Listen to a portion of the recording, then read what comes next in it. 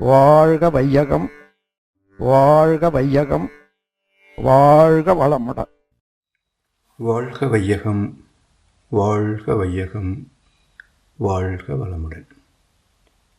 தன்னம்பிக்கையும் தெய்வ நம்பிக்கையும். மனிதனுக்கு அடிப்படை குணமே நம்பிக்கைதான். நம்பிக்கையின் அடிப்படையில்தான் வாழ்க்கை நடந்து கொண்டிருக்கிறது. ஒவ்வொரு மனிதனுக்கும் தனது திறமையின் மீது, அனுபவங்களின் மீது ஒரு நம்பிக்கை இருக்கும். ஆனாலும் எதை நாம் தன்னம்பிக்கை என்று ஏற்றுக்கொள்ள முடியும் என்றால், உதாரணமாக இந்த பளு தூக்கும் போட்டி, அதில் கலந்து கொண்ட ஒருவர் ஒரு எடையை தூக்கி சாதனையாக காட்டுகிறார். அதை வேடிக்கை பார்த்து கொண்டிருந்த ஒருவர், நீயும் மனுஷன் நானும் மனுஷன், தள்ளையா நான் தூக்குறேன் என்று அந்த எடையை தூக்க முனைந்தால் விளைவு என்ன? முதுகுத்தண்டு ஒடிந்து போகும். இது தன்னம்பிக்கையா? முட்டாள்தனமான தன்னம்பிக்கை, அரை வேக்காட்டுத்தனம். அப்போது தன்னம்பிக்கை என்பது என்ன என்றால், தன்னுடைய தகுதிகளின் மீது, திறமைகளின் மீது, தன்னுடைய ஆற்றலின் மீது, தான் சாதித்த சாதனைகளின் மீது வைக்கின்ற நம்பிக்கை, சாதனையின் அடிப்படையில் வைக்கின்ற நம்பிக்கை, அதுதான் வெற்றியை தரும். அப்படி இல்லாமல் தன்னம்பிக்கை என்ற பெயரிலே தான் அறியாத, தகுதி இல்லாத ஒன்றில் கால் வைத்தால் விளைவு என்ன? இப்படி வீழ்ந்து போனவர்கள் எண்ணிக்கை ஏராளம் இந்த உலகத்தில். எனவே தன்னம்பிக்கை தெளிவாக புரிந்து கொண்டால்தான் தோல்வி, நட்டம், விபத்து போன்ற பல தீமைகளிலே இருந்து நம்மை நாம் காத்துக்கொள்ள முடியும். இதே போல துணை நம்பிக்கை என்பது நாம் சார்ந்திருப்பவர்கள் அல்லது நமக்கு தெரிந்தவர்கள், உறவு, நட்பு, இப்படி அவர்கள் சாதித்த சாதனைகளின் அடிப்படையில் அவர்கள் மீது வைக்கின்ற நம்பிக்கை துணை நம்பிக்கை. நம்முடைய திறமைகளையும்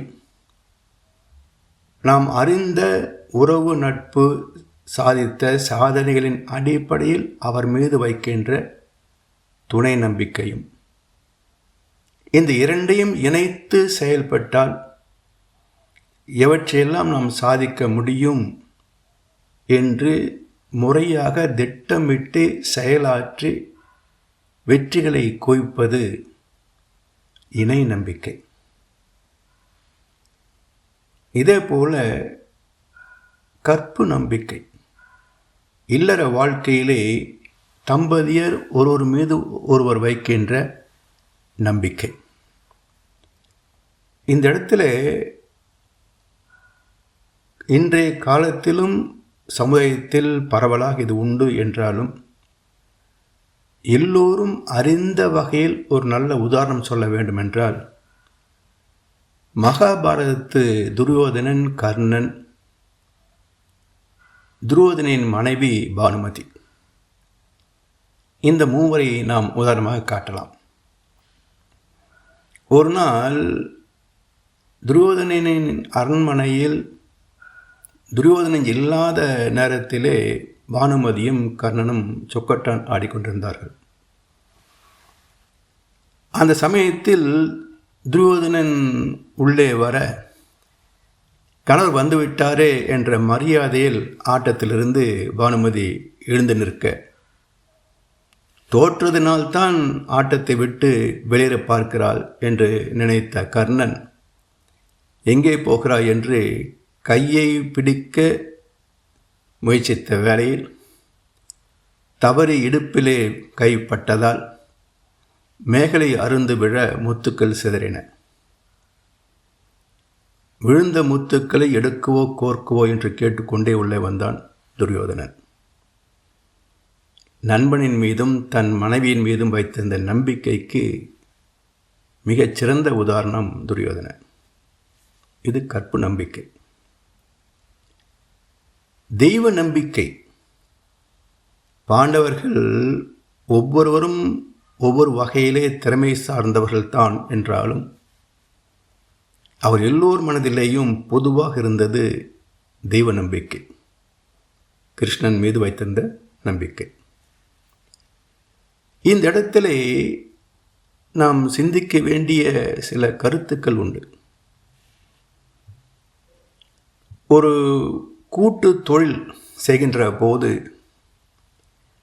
நல்லவன் என்று நம்பித்தான் கூட்டு முயற்சியிலே தொழிலே இறங்குகின்றோம். ஆனால் சந்தர்ப்ப வசத்தால் ஒருவன் மற்றவரை ஏமாற்றி விடுகின்றான். இதை நம்பிக்கை துரோகம் என்று சொல்கின்றார்கள். இதிலே கூட இதை சொல்லுகின்ற போது ரொம்ப நல்லவன் நம்பினேன் சார், நம்ப வச்சு கழுத்தறுத்துட்டான் சார் என்று சொல்வார்கள். இதில் நாம் நுணுகி பார்க்க வேண்டிய ஒரு கருத்து என்ன என்றால், நம்பினால்தான் கழுத்தறுக்க முடியும், நம்பினவனைத்தான் துரோகம் செய்ய முடியும். நம்பாதவனை எப்படி நீங்கள் துரோகம் செய்ய முடியும்? நம்பாதவனை எப்படி ஏமாற்ற முடியும்? நம்பினால்தான் ஏமாற்ற முடியும். சரி, இப்படி ஒரு தவறான கூட்டு முயற்சி ஏற்பட்டதற்கு காரணம் என்ன? கற்பிலே சில சமயங்கள், சில நிலைகளிலே, சில குடும்பங்களிலே தவறிப்போவதற்கான காரணங்கள் என்ன? சாதனைகளை படைக்கக்கூடிய வகையிலே தன்னுடைய ஆற்றல் திறமை குறைந்து போவதற்கு காரணம் என்ன? இப்படியெல்லாம் ஆழ்ந்து சிந்திக்கின்ற போது அவரவர் கர்ம வினைகளுக்கு தக்க சூழ்நிலைகளை உருவாக்கி அதன் அடிப்படையிலே வெற்றி தோல்விகளை, லாப நட்டங்களை, இன்பத் துன்பங்களை அளிக்கின்ற தெய்வீக நீதிமன்றம் இறைவன். தெய்வ நம்பிக்கை மட்டுமே நம்மை காப்பாற்றிடுமா?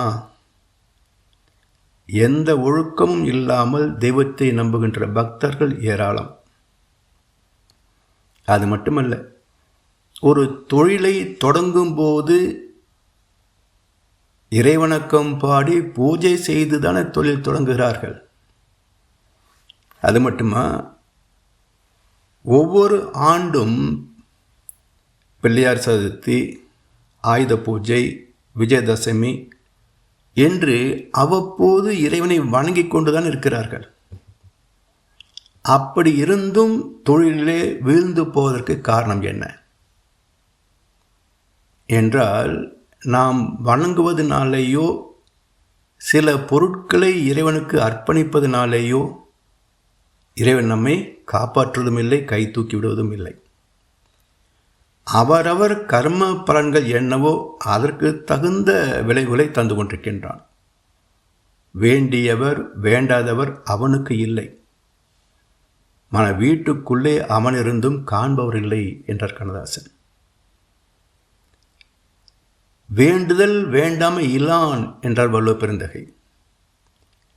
எனவே தெய்வ நம்பிக்கை உள்ளவர்கள் எப்படி வாழ வேண்டும், எப்படி தொழில் செய்ய வேண்டும் என்றால், தெய்வத்தை மதிக்கிறோம் என்றால் தெய்வ நீதியை மதிக்கிறோம் என்றுதான் பொருள். இறைவனின் ஒழுக்கத்தை மதித்து அதன்படி வாழ வேண்டும் என்பது பொருள். ஒழுக்கம் சார்ந்த, அறம் சார்ந்த, தெய்வ நீதி சார்ந்த வாழ்க்கையிலே எவரும் எக்காலத்தும் வீழ்ந்து போவதே கிடையாது. அதைத்தான் நம்பினார் கெடுவதில்லை, 4 மறை தீர்ப்பு என்றார்கள். எனவே தெய்வம் எல்லோரையும் காப்பது இல்லை. தெய்வம் காப்பதற்கான அடிப்படை எதன் மூலம், எந்த தராசின் மூலம் இறைவன் அளக்கிறான் என்றால் அவரவர் செய்த கர்ம வினைகளே. இப்படி மகர்ஷி அவர்களுடைய வாழ்க்கையை நாம் ஆராய்ந்து பார்க்கின்ற போது 7 வயதில் வறுமையான சூழ்நிலையிலே குடிசையிலே வாழ்ந்த போது கூட மகர்ஷி அவர்கள் தெய்வ நம்பிக்கையை அறிவு சார்ந்துதான் வைத்திருந்தார்கள். கஜேந்திர மோட்சம் கதையிலேயும் அரக்கன் பாயை சுருட்டினான், இந்த பூமியை பாய் போல சுருட்டி விட்டான் என்று கதை சொன்ன போதும் அரக்கன் பாயை சுருட்டினான்னா பாயாக பூமியை சுருட்டினான் என்றால் எங்கே நின்று கொண்டு சுருட்டினான் என்று கேட்டார் மகரிஷி. இப்படி வெறும் பக்தி கதைகளை மட்டும் மகரிஷி நம்பவில்லை, அதற்குள் இருந்த உண்மையை தேடினார். அதுதான் அசல் நம்பிக்கை. உழைத்தால்தான் வறுமையை நீக்க முடியும் என்று நம்பினார். அந்த உழைக்கின்ற திறத்தை பெருக்கிக் கொள்ள வேண்டும் என்பதை நம்பினார். அதற்கு அறிவை வளர்த்து கொள்ள வேண்டும், அதற்கு கல்வி துணை செய்யும் என்பதை நம்பினார். எப்பொருள் எத்தன்மை தாயினும் அப்பொருள் மெய்ப்பொருள் காண்பது அறிவு என்று ஒவ்வொன்றிலும் தெய்வத்தை தேடினார். எப்பொருள் யார் யார் வாய் கேட்பினும் அப்பொருள் மெய்ப்பொருள் காண்பது அறிவு என்று அவர் கேட்ட ஒவ்வொரு சொல்லிலும் தத்துவத்தை தேடினார். பல தொழில்களை திறமைகளை வளர்த்து கொண்டு செய்து பார்த்தார். 1000 கைத்தறிகளை வைத்து மாதத்திற்கு 1.25 லட்சம் சம்பாதிக்கக்கூடிய அளவுக்கு வியாபாரம் இருந்தபோது கூட தெய்வத்தை மதித்து அவர் வாழ்க்கை நடத்தினார். உடன் இருந்தவர்களே ஏமாற்றியதால் வியாபாரம் நொடிந்து போய் மீண்டும் குடிசைக்கு திரும்பினார். நம்பி ஏமாந்து விட்டோமே என்று வருந்தவில்லை.